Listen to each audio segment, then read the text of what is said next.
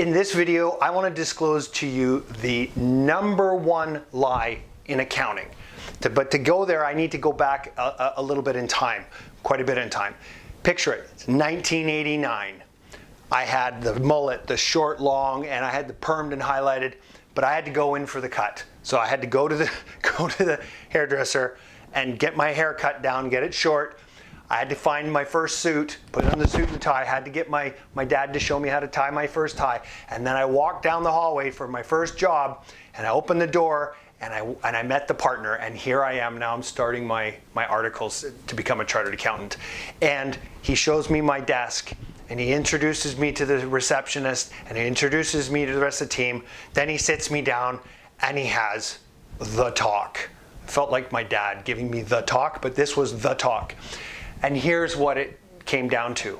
Eric, the most important thing in this firm is the timesheet. He said, it's the timesheet. He said, that is the end all be all.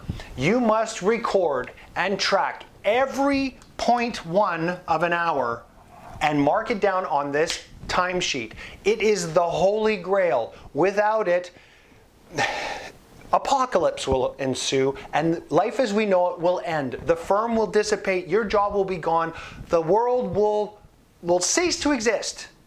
That was a load of shit. That's what he told me. He said, and get this, we sell time.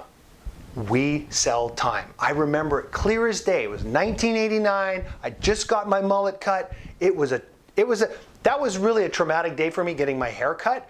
But now, 32 years later, I'm realizing, nah, it wasn't the most tragic thing. I should have been more impacted by the fact that he says, we sell time. Nobody buys time. No one buys time. But it took me another 18 years to figure that out. So here's the thing. We know that clients do not buy time. They do not buy time, they do not buy time, they do not buy time. What do they buy? They need a value proposition. When you go to buy anything, it's the value. Whatever the value is of that service, it's a result of the transformation they get or the value they're receiving. It's got nothing to do with how much time you spend on it. And then the price must be in alignment with the value. And in any economic transaction, the price must be less than the value. Not equal to, but less than. Because if the price isn't less than the value, why would you bother spending it? Why would anybody pay anything for it? So again, in the account success formula, I go through the psychological underpinnings and the base model of how this interaction works with your clients. But for this purpose, I just want you to think about it. No, the price is what we charge, the value is what we deliver. We don't sell time. It's the #1 lie in the accounting profession, and it creates all sorts of problems. Your staff feel like factory workers.